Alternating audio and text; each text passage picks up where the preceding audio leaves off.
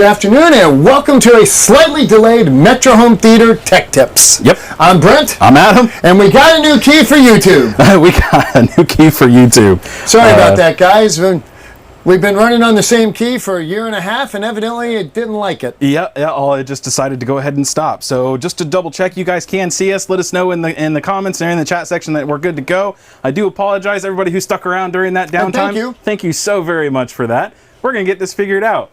In fact, Brent, give me a little bit of a time gap here, because I need to fix something else real quick. Okay then. Well, today we're going to be discussing megapixels while Adam's making some adjustments on the camera. And what we're going to figure out is how much you need, how big they are, how much space is required, and when to select them. So, I'm back. Adam, tell us a little bit, since I've already blown the intro, I'm going to turn it over to you now. Tell us okay, just so everybody knows, he's going to get into pixels. And we do say pixels, not pixies, which are slightly smaller than very obnoxious little creatures that will bite, sting, and otherwise annoy you. Yes, and those do have wings. However, pixels do not have wings. No, but they move quickly. Yeah, so anyways. Okay, so here's what we're going to be talking about today. We've got megapixels, and exactly what are they? That's a lot of pixies. That's a lot of, well, pixels. That's megapixels. Megapixels. So first off, Leo, again, thank you so much for checking in with us. Really appreciate it. So we'll go ahead and get into it. But, so we really kind of want to, we get a lot of calls talking about what are megapixels, how many megapixels does this camera have, how many megapixels does that camera have? And what does it mean? And what does it really mean? And so we're going to go ahead and first start back at what, we need to break it down and first talk about what is a pixel. History time. History time. So I'm going to hit this button here and it should bring up the first question. So Brent, this is you. This is where you ask a question. Oh boy! Yeah. Now, Adam is kind enough because I'm old and have a very short memory. Yep. Among other things. So, we're going to start with, and honestly, had you not provided me this, yeah, I would legitimately not know the answer to this question. Right. Adam. Yeah. What is a pixel? Well, Brent, a pixel is actually kind of interesting. So we'll go back to actually, when pixel was first used. So the idea was actually first used way back in like 1920s. They were using it because they were saying pics for like pictures. They would say pics, send me a pics, or let me see that pics, or whatever it is. Kind of annoying, right? So what it comes down to, speak. Yeah, exactly. So even back then we had slang for certain terminologies like that. 23 skidoo, baby. What we have from there is pixel is actually a portmanteau or portmanteau or whatever you want to say it, however you say it. Is the word pix, or short for picture, or even a movie of some kind. Let's go see a pix. And then L for element, because the idea of a pixel is it's the smallest digital piece of information about a specific picture. Now digital, yes. So, and actually that's why pixel was used in 1965, because it was first used by a Mr. Frederick C. Billingsley of the Jet Propulsion Laboratory. I just remembered it. What was it? It was the little stuffed doll in Family Affair, Mrs. Billingsley. Mrs. Billingsley, there you go. Well, this is Mr. Billingsley. So, Concentric Home Solutions Woodworking Channel. Nice to see you, man. Thanks for coming into the chat. Thanks for the thumbs up. Right back at you. So here's what happens. Mr. Billingsley at the Jet Propulsion Laboratory, he actually used this terminology for pixel, and it was first published at that time when he was talking about how they send data from the moon back to Earth. Because at that time in 1965, they were getting ready to start sending astronauts to the moon. Now, of course, at that time, and again, my memory of what's happening during that time, which again is non-existent because I wasn't there, this is actually better for you, 1965, were we sending things to the moon? Things. It was 69 when we sent man to the moon. When we sent man to the moon. So in 65, they were using pixels as a way to describe the bits of information coming back from the moon in order to see a picture. We were putting landers and satellites in orbit to take photos. Right. Not moving video, but photos of potential landing zones. Yep, and so that's why the word pixel came together, because it was a picture, but it was the element of a picture. It was the smallest definable element. Exactly. So, now, the smallest single component of a digital image is actually not a single pixel. It's a subpixel. And what is subpixels broken into? In a traditional sense, we break it down into R, G, and B. So we have 3. Now, why do we use RG and B, Brent? Because that's how our eyes work. That's how our eyes work. And because we have, when you look at a color wheel, we have the primary colors of red, green, and blue. Those 3 colors can recreate almost any, or actually they can recreate any color known here on the Earth. And so the reason that we use RG and B is because we can now get all of those to work together. Now, I first want to give a shout out to a couple different YouTubers that I actually stole a lot of this information from. I learned a lot from them. Discovered this information. There's actually quite a few out there. Just do a quick search on Innovative Technologies, I think is what the guy's name is, on YouTube. Really great guy. He does a lot of information about a lot of really cool technology out there and how it came to be and how it's used today and why it is the way that it is. And he's a really great influence for that. So I learned a lot of this from him. But now what's really cool is that RGB isn't the only thing that we have. One of our favorite TV sets out there also used Y. Yes. Because Y is because yellow. We like you. Yeah, because Cyan. Yeah. So at that point, so RGB and Y would have been a yellow. Now, what the funny thing about that is that the TV wasn't being given any yellow information. It was just extrapolating a yellow color from the other colors at that point. Sharp. So, yeah. Now, you also have sometimes W. Wait. Yes. So RGBW is kind of interesting. If anybody of you are doing like LED lighting in, say, a home or in 12-volt car audio, then Leo, why not?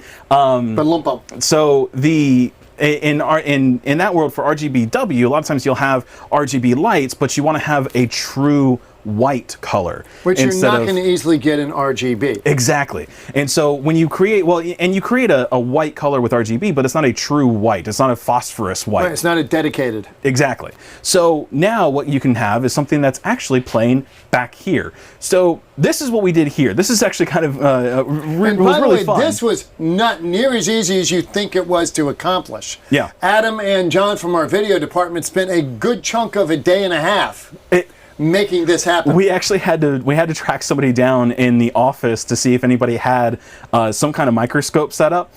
Shortly after this, we actually purchased a USB microscope for like $20. Quite fun to play with. And it's great. It was great fun. You know, pointing at your thumb, you can actually see like all the way down to the fingerprint and like the actual divots and stuff inside there. It was really great. And I have already used it for actual purposes here for work. For actual work purposes. Yeah. Board level examination. We got in a couple different devices that were blown, and so I opened them up and used a little microscope to take a look at it, and sure enough, it was blown. So it was actually kind of nice to see that. So anyways. So what are we looking at here, Adam? So this is going to be difficult for you all to see. I understand from your side. I'm going to be actually re-releasing this video up on YouTube after this, after the live stream, so you can go on there and see that. So specifically, this is actually our Hitachi monitor that we're using. It's actually on the other side of the camera that you guys don't see. That's what we're using to see what's going on the different cameras. That's our monitor. Over there, what you're seeing here, we got an image playing, and we have our little... Which is a 4K image. Yep. We have a little microscope then that's going onto that. Then we have... Well, it's a magnifying glass, glass, yeah. A jeweler's magnifier. Yeah, and so then we have a monitor, we have a camera pointing at that and have just the right focal length to get everything in there in 4K.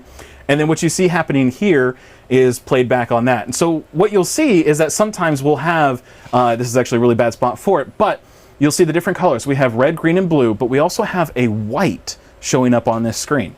Now, if you do some research, or if you did some research back when 4K first came out, there were some people that were utilizing the white to increase the number of subpixels and decrease the number of actual pixels. To make it easier to manufacture. To make it easier to manufacture. So you actually wound up with less than 4K. And this created quite an argument, because I thought he was full of poo-poo when he told me this. Because I had honestly never heard of that. Yep, exactly. Until he laid the documentation in front of me and said, see, I was right. Yep. So that was really interesting. That was really eye-opening for us. So if you see a display that has RGBW, be mindful, because the W in it may mean that it's not true 4K. Now, there are some cases where they use an actual 4K image.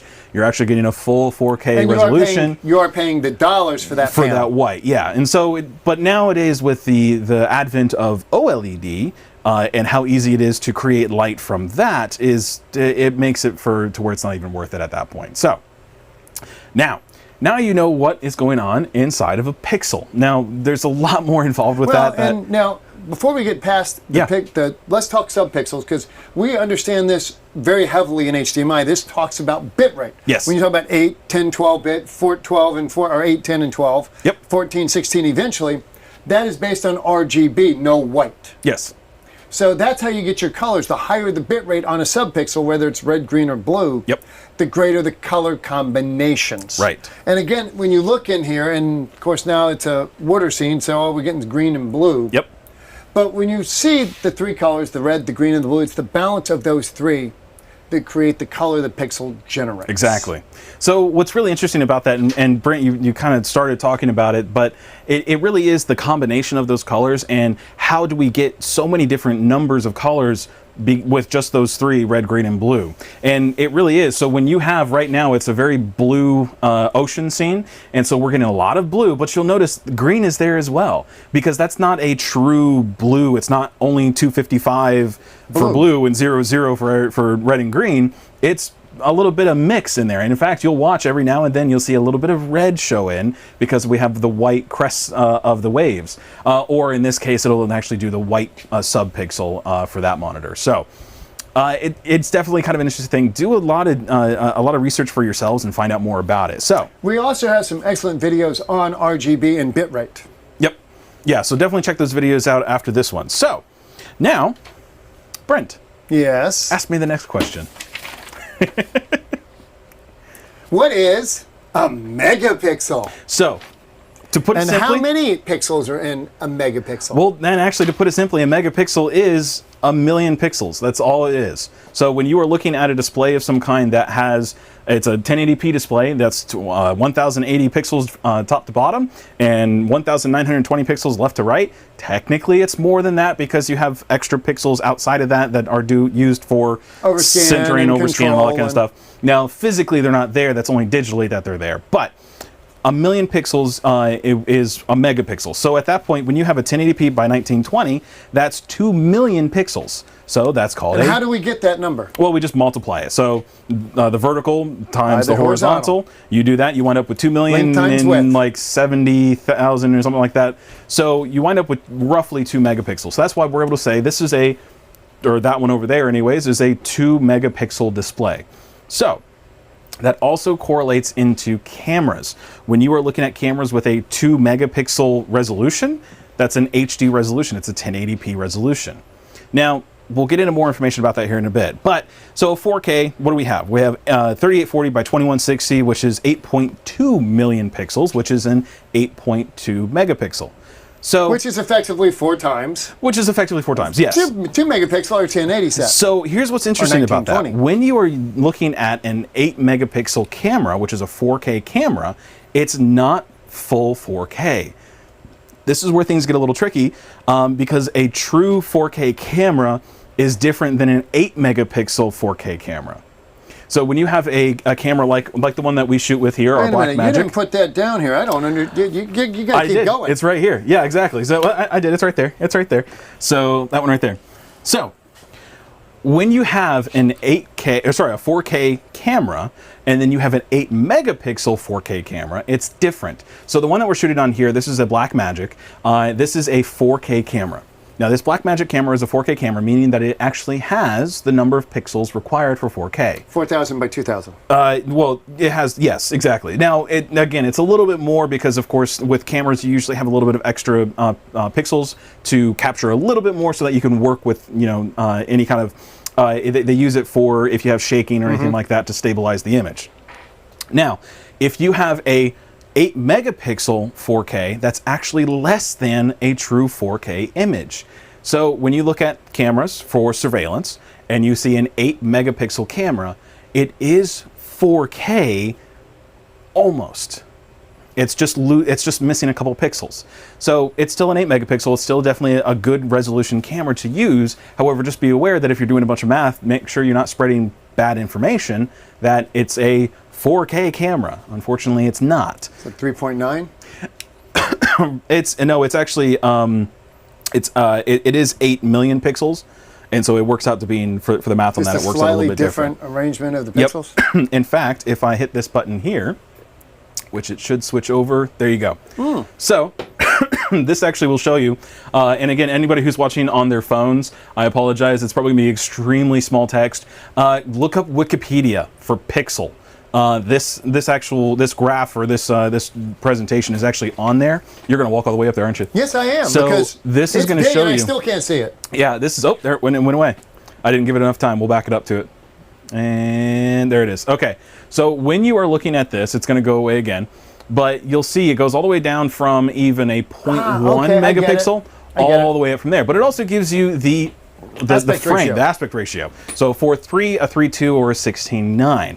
So lots and lots of information, great information. I recommend you guys go out to Wikipedia and take a look at that, because it's really, really good information for that. Did I lose my laptop again? I think I did. Nope, there we are. Okay, so when you're looking at megapixel, it really comes down to, like I said, the 4K camera versus an 8 megapixel 4K camera is the effective pixel count versus the total pixel count. So when you look at a 4K camera, that is a true total pixel count of 4K.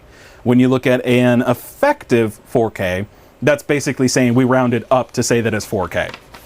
So, but it's not. Instead of it being a 60-inch TV, it's a 59-inch glass. Yeah, exactly. So let me ask you a question. In video surveillance cameras, are the vast majority of them 8 meg or 4K? The majority of them are 8 megapixel. Okay. And again, that's not bad. That means that you still have an 8 million pixel density inside that camera. However, that's something that you need to watch and make sure that it's mostly just don't spread bad information. You can still say 8 megapixel 4K asterisk, because it's almost 4K. But it's basically 4K. What we call 4K is just colloquially easier for us to say whenever you go out and do shopping for a new TV. We say 4K because it's basically really 4K. It's not really. In fact, when we say 4K, we're limiting ourselves because it's actually 8.2 million instead of 4K. So a lot of extra stuff with that. So anyways, now, Brent, we need to break it down a little bit more. We're going to do another history lesson. Yes. So when we're looking at cameras, because obviously that's really what we're talking about here. Right. There are currently, we're not going to go into the past, currently two primary types of receptors for picking up this data. Yes. What are those, young man? So what are the types of receptors? There's actually two major ones, like Brent was saying. The first one is CCD, which stands for Charge Coupled Device.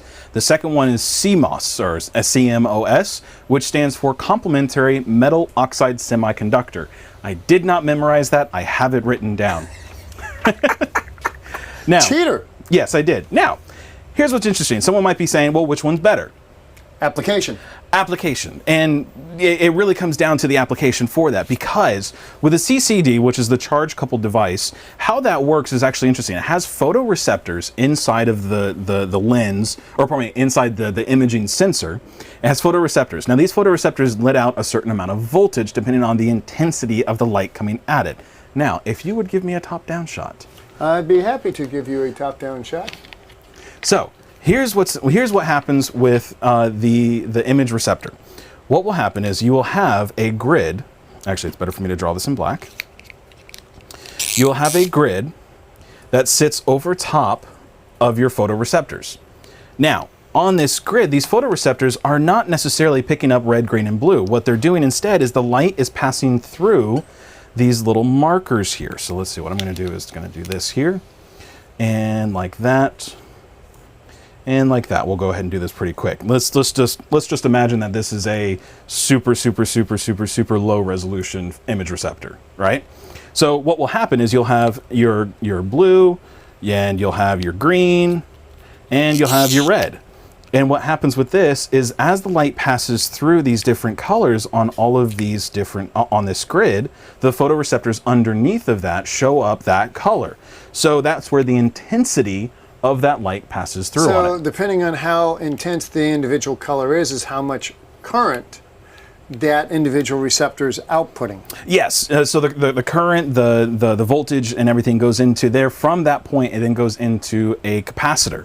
Then at that point, the capacitor loads up that charge, and then it's read at that point. The voltage is read off that capacitor to say, okay, this one capacitor is at this particular voltage, and we save that information onto some kind of memory storage device. Now, the important part with this is to understand that we've got blue, green, and red, or red, green, and blue, depending on how you look at it. And this is a pixel, that's a pixel, and that's a pixel. In the old style, they've fixed this now in the newer cameras, but originally you actually lost the number of overall pixels because they were now one entire pixel was taken up by blue, one by green, and one by red. So instead of being subpixels, you had a pixel was a subpixel. Yes, exactly. So now, of course, they've shrunk it down to where we actually have subpixels and everything's working that way. So now the other thing, go ahead and switch us back over. The other thing that you run into is with CCD, when it takes a picture, because of course we have frames, when it takes a picture, it's doing it an entire frame at a time. Progressive scan. Progressive scan. So this is very similar to what you would see in a film. So with film, of course, you have the film reel is put in place, and as it's old style, right? We're cranking it, all the way through that. As it goes from frame to frame, listen. You walked amongst the dinosaurs, I'm sure. You hear this, Leo?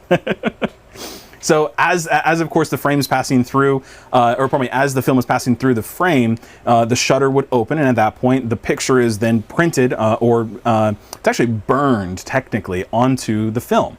And then at that point it closes the shutter again, moves to the next frame. And that's how you get an entire frame picture on a film. Which in video surveillance is how often you refresh, and you can pick the refresh rate on the cameras. Almost. So when you have CCD uses a single frame of data similar to film video.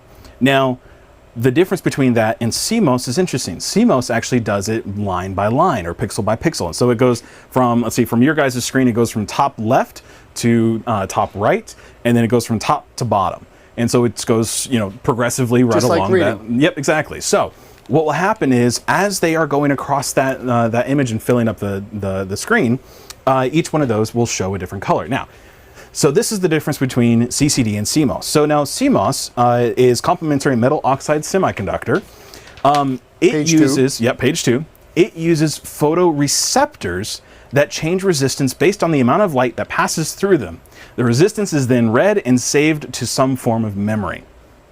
So instead of voltage and current, we're looking at resistance changes. Yes. Which should be quicker. Yes. So it's quicker, but also because it's now doing a scan instead of doing an entire frame, it's actually interesting because it uses less data when you're transmitting that information across, because it's faster, because then now the packetizing of that information can be much smaller. So it takes, okay, here's the first row, packet that up, send it down on into the NVR. Versus building the whole picture. Versus building the whole picture and then breaking that picture apart and sending it. So it makes it a little bit faster. Really great information. Does it have 5G? What does, CMOS or CCD? Fill that out, Leo. Let me know more. Leo, Dante. So when you look at a CMOS image, instead of it being, it's actually really interesting. Most of our cell phones are using a CMOS image sensor. Most of your digital cameras are using CMOS digital sensor. Pretty much everything that you could possibly use nowadays is using CMOS. Well, because it's more efficient in its application of the data. Now, CMOS is also it requires less power because it's not doing an entire frame at once and then sending it. Instead, it's just doing a bit by bit. And so it doesn't need so much power right all the way at once. So it's the same effective way that HDMI works. Essentially. So what happens now is that means that CMOS works great for PoE devices because that means it can sip power instead of guzzling power. So it makes it a little bit easier to put things on a PoE power source instead. If you're shooting a still camera, you're probably better off with CCD. Yes. But if you're shooting video, CMOS. Yes. So and even into some of if you were doing something like filming a basketball game or a football game, it's better to use CCD than it is to use CMOS, because at that point you want an entire frame less chance of action blur. Exactly. So you don't get that tearing effect. If you're using photography, you want to use a CCD display, because if you have a flash that goes off, sometimes you might get a flash on CMOS where the top of the screen is super bright and the bottom of the picture is super dark. Because of the delay time. Because the delay time, because the amount, the light that flashes on that, the time that it takes for that to pick up everything, it doesn't match up with the flash. So if you want to know which one to use for your setup, in this case with surveillance, CMOS is the best way to go for surveillance, because it ensures that your camera, well, in surveillance, your camera is in one position, and the camera itself isn't moving, except in case it's a PTZ, but the speed that the camera is moving in PTZ is super slow. If you are doing something with, you're trying to do a high speed image or video capture, CCD is probably going to be your better option. At that point, you're working in RAW anyway with big, giant files. Yes, and if you're using anything with photography, CCD is probably going to be the better option. Now, there's some give and take on that, of course. Sony released one camera that uses CMOS that works brilliantly. I don't know what this Blackmagic camera does. I'll have to look it up and find out for sure. Blackmagic is CMOS. Is it CMOS? Okay, CMOS. There we go. So we know that. Okay, so that's the difference between the different sensors that they use, the different ways of actually the photoreceptors. Yes. So now, finally, let's talk about, before we go to the next part, actually, yes, let's go to the next part. It's better for me to talk about it in here. So, Brent, what's the next question? The next question is, what megapixels should I use on my job? You went too far. I did? You did. Oh, are more megapixels better? There you go. So, yes and no. I love this one. So, here's the deal. It's a crop sensor. Yeah, basically. Yeah, basically. What's the deal? Okay, so are more megapixels better? Yes and no. Yes, because more pixels, more photoreceptors means a higher resolution image. More image, more information. You get finer detail when you zoom in on something after the fact. If you're doing a post zoom on that with a digital zoom, you get better detail as you zoom in on it. You can get better imaging for faces, for license plates, and things like that. So yes, it doesn't quite work. The world does not quite work the way it does in Las Vegas or Miami. CSI. Yeah, CSI. Yep. With this fancy, it doesn't. You really need good content to start with. Yes, exactly. You're not going to turn garbage into beauty. So yeah, a higher resolution image is better, but no, it's not. So the reason it's not is that when the resolution is increased, but the physical size of the sensor isn't changed. So when you look at our cameras, and I don't have it anymore, unfortunately, I got thrown away. I took apart one of our cameras and I had parts and pieces for it. But when you looked at that, in fact, if you go back and watch that video where we talked about the lensing inside of the Spyclops cameras, but if you go back and look at that, it's actually interesting. The size of the sensor is relatively small. And if you compare that to a sensor inside of, say, the Blackmagic camera that we're using here, or if you know a Canon 5D Mark II, where when you open it up, it's actually a DSLR where it actually has the mirror still. Mm-hmm. And so the mirror flap, when it opens up, you can see the sensor behind there. That's a large sensor. It's a very large sensor. However, that sensor is technically 4K. Actually, in fact, I think the 5D Mark II was not. I think that was a... No, I'm sorry. That was a 4K, because that was an 8 megapixel camera, if I remember correctly. So how it works then essentially is that because that sensor is so large, it doesn't need as much light in order to get the image or get the detail. So you can also get a better f-stop and a faster...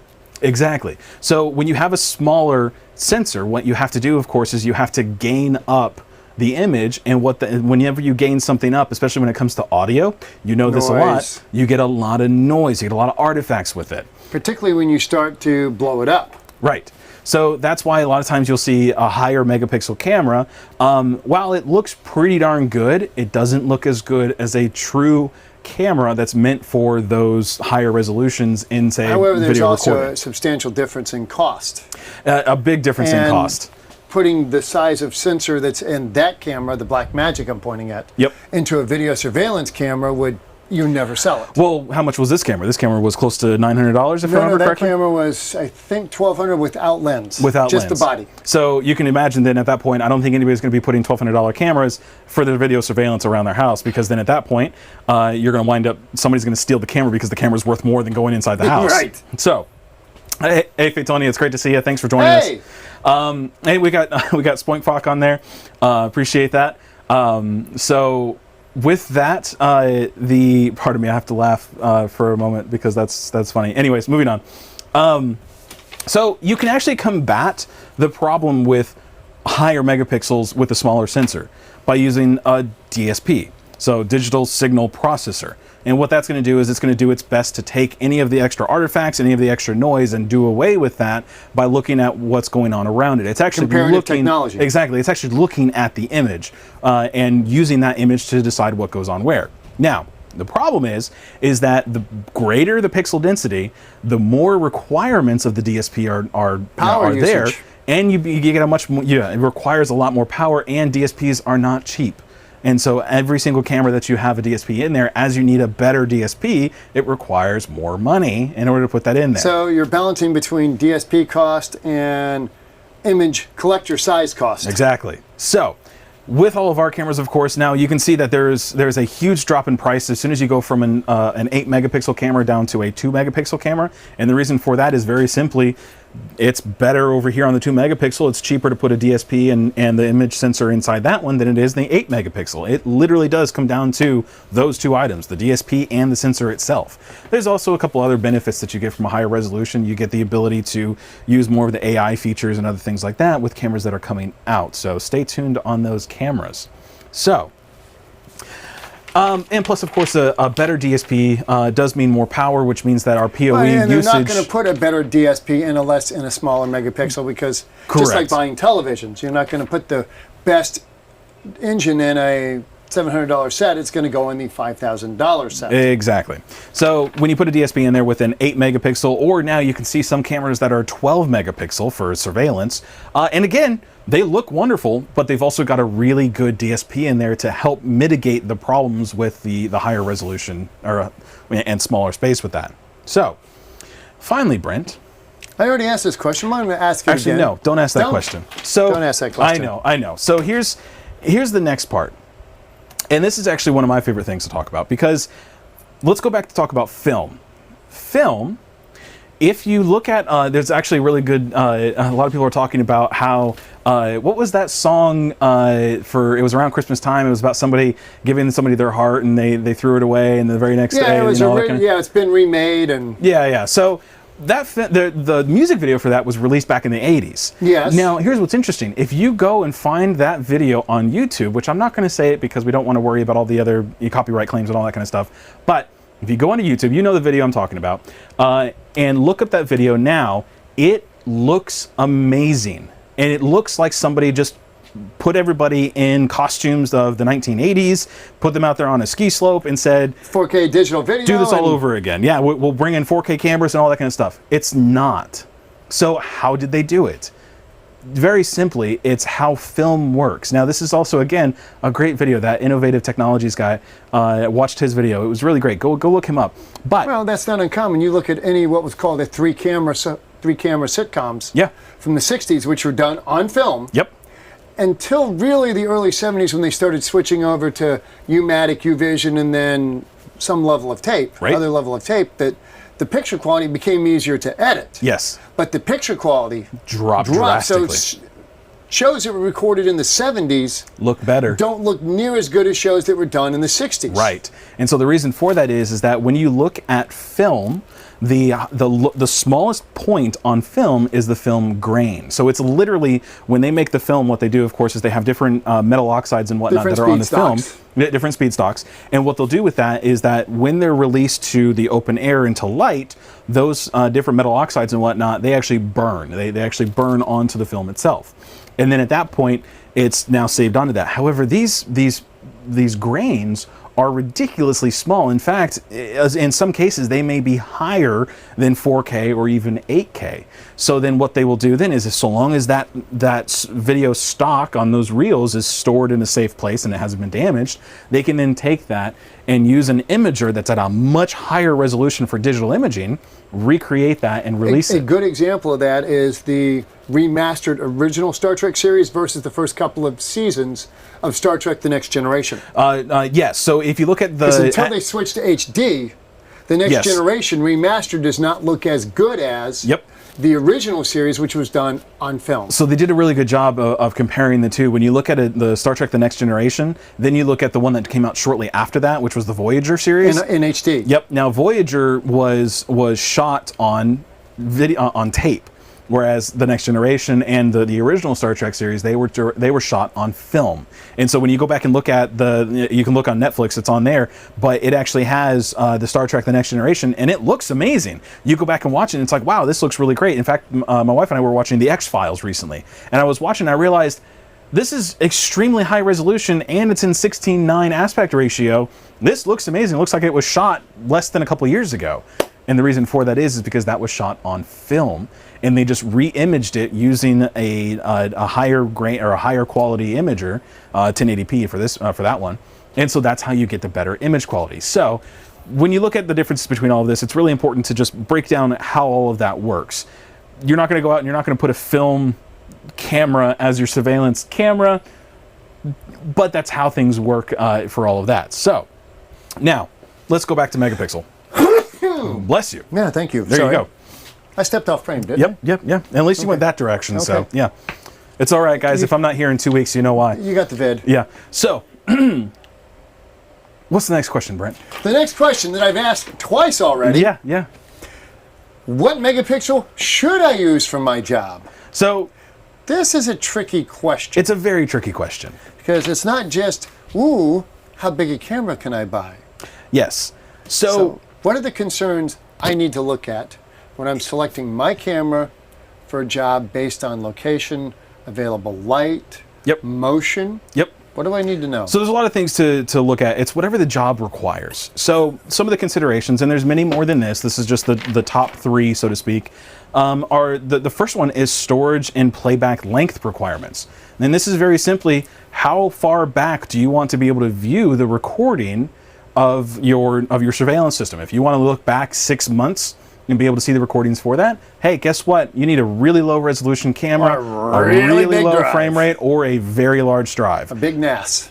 Yep, exactly. So that's one way to find out what kind of resolution you're looking for. And that's probably the first one that you want to consider when you're going out and talking to your clients. How far back do you want to look at your recordings? Now, most people are going to say, I want to go back as far as I possibly can. Well, you need to go ahead and temper that, give them some options beforehand. You know, instead of saying, how far back do you want to go? Be like, okay, do you want to go back 3 months? Do you want to go back a month? Do you want to go back 2 weeks? How far back do you want to go? How much do you want to spend? And also, how much do you want to spend? Because of course that comes down to the money at that point. Now, the second one to that is, what is the required resolution for that job, or better yet, for that location, for that camera? So, are we watching for faces? Are we watching for hand movements? Are we watching for cash in pockets? Exactly, what are we looking for? Exactly. So when you look at your layout for the cameras, if you realize, okay, here's let's take a residence in this instance. We have the front door, which captures the driveway and the garage, but it also captures whenever people drop off packages for the house, or they have guests coming over. They want to see who it is that's walking up to the door. A higher resolution camera at that location is required. You need to know what's going on there. Now again, the backyard where there's not a heck of a lot going on, you just want to see if something happened, you can pick out that there's a person back there or an animal of some kind pretty well with a lower resolution camera. So put a lower resolution camera out back.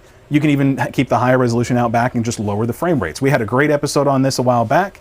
Definitely check it out. It's I believe it was called How to Maximize Your Storage or something like that. Yeah. And there's a lot going on in that, and it's still very relevant today. Yeah. I encourage, don't cheese out on cameras. Yep.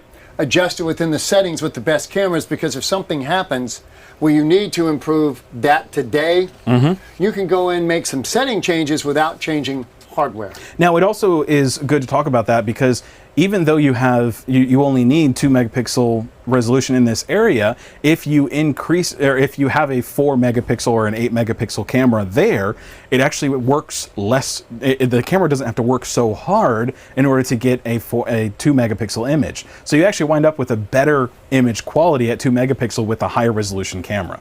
So kind of an interesting, feedback loop with that. I would much rather see you lower the settings at the DVR than lower the quality of the camera. Exactly.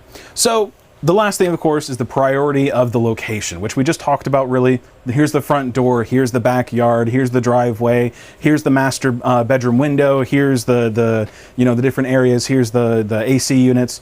Where is it that you need to have a higher priority for getting the better quality? If you need to make sure, because there's been a rash of break-ins or a rash of people stealing air conditioning units or something like that, hey, the air conditioning unit, guess what? You just got bumped up to the highest resolution. That becomes the priority. So definitely watch that. Which again is why you want better cameras, because it's easy to make the changes on the fly in the software setup of the machine or the firmware setup than it is to change out cameras. Yep. So everybody, that pretty much covers what is a megapixel and where do you need to use it and where did it come from and where is it going and who's Cotton Eye Joe? Who's Cotton Eye Joe? Yeah. Where did you come from? Where did you go? Who's Cotton Eye Joe? Yep. Okay. Now, obviously, you can call us if you have any questions. Yep. Normally, we have our phone numbers here, but he's running this beautiful screen today. Yeah, this is great. So you can contact us, of course, at tech support. Which is on the screen? Which is on the screen, yep. It's right there. There. Yep. So 386-492-8584. You can email me, of course, at adamr@metrohometheater.com, or I'm at brentim@metrohometheater.com. And you can contact me direct at 866 Yep. 839 Yep. 9187, extension 2203. That's right. So That follows me wherever I am. Yep. So Brent, I had a Yes, call. Adam. I had a call for tech support. Okay. So And this then one, I got one for you. Yes, you do. Yes, you do. I'm sure you do, Brent. I know where that's coming from. So I had a call from a gentleman, and he had a couple setups. So I'm going to put this out there first and foremost. If you get to the conclusion before I can explain everything, put it down in the chat section so that we can see that happening. So, and I'll be watching it here. Now, this gentleman, he had a Sony XBR 900F series monitor. Okay, good television. Okay. He was going across a 25-foot HDMI passive cable. Okay. Now, this cable, 25-foot, you're right at the edge of losing out on 18 gigs, but you'll probably be okay if it's a good quality. We're going to say it's good quality. Okay. Okay. I love your optimism. Yes. He was going into an Integra DRX 4.2. Okay. Hold your comments. We know your standings with Integra. Now, this one, you actually talked about this one. That's not a fair statement, because I have a 5 at home. Exactly. You have a 5 series at home. So now from the Integra... I don't like their setup. Yes. But the AVR's fine. So from the Integra, from the Integra to a Matrix. Now this was a Pure Link 4400 UX. So this is actually their Savant series Matrix. So now, are we coming out of the Integra into the Matrix, or the Matrix into the Integra? No, I'm actually working backwards. So I started from the TV and I'm working my way backwards. Okay, so television. AVR, yep. Matrix. Now he's going, now this is somewhat important. He's going out with a 0.5 meter HDMI cable from the Matrix to the Integra. Okay. So it's short, which in this case is usually okay, but it can be interesting. We'll come back to that. Then, of course, from the Matrix, he has 3 cable boxes, all 1080p, and he also has an Apple TV, which is a 4K. Okay. Now, his problem. He was getting a gray screen on just this one Sony. He also has the same setup in another area. And he has 2 more TVs on top of that all are just straight from the Matrix to the TVs. But he also has another Sony and another Integra hooked up the same way. All through the same Matrix. All through the same Matrix. So with all of this, he was going out of the Matrix into the Integra with the problem TV, and then down the 25-foot HDMI cable to the Sony. Now, in this scenario, he had a gray screen only when watching one of the cable boxes. Now, I remember this one. Mm-hmm. So, you and I talked about this. Yes. We tried a lot of things. He had an AIO too in place. He was using it on the cable box. He even had a Junior, which the Junior is built into the AIO too anyways, but he had it between that problem cable box, which was what we thought was the problem cable box, and the matrix. However, he was still having the problem. So we tried a couple things. We tried switching cable box 1 with cable box 2, and then 3, and then the Apple TV. No difference. It was always that one cable box. Well, at that point, it's the cable box, right? It has to be the cable box because it's only on one television. It's only on one television. All the other TVs were working perfectly fine, even through the other system, which was identical to this one. So we checked a couple things. We checked to make sure that one, the Sony TV, where we're into inputs 2 or 3 on that TV. To support correct standards. Yep, and of course those 2 inputs are the stronger inputs on that Sony TV anyway, so we want to go to those anyways because they're more direct. From the Integra, we made sure that the Integra and the Sony TV both were set to the enhanced mode options to ensure that they were working correctly there. And then on the PureLink Matrix, again, wanted to make sure if they had any kind of EDID control or anything like that, maybe we were sending bad EDID information back to the cable box. And I think this is where I left. This is where you left. So, from that point, we realized, okay, there's something else going on. So, we bypassed a bunch of stuff, took it directly to the TV. Works fine. Went back a step, took it to the Integra. Works fine. Took it back a step, hooked it back into the Matrix. There's the problem. Okay, it's still there. So, long story short, we go from the Matrix to the Integra. And we realize, what cable are you using when you're testing this? He says, well, I'm using the cable that came with the cable box, or not the one that came with it, but the one that he's using that's plugged in there. So he took the cable and the cable box that was at the Matrix, took both of those to the TV and plugged them in, and it worked. Now the problem with this, of course, is that the cable that's there at the TV was not tested. And the problem with this means that the cable that's at the Integra going between the Integra and the Matrix was not tested. So we did it again. 25-foot HDMI cable, no problem. Everything's working fine. Integra, when we get to that cable, it's not working. We get a gray screen.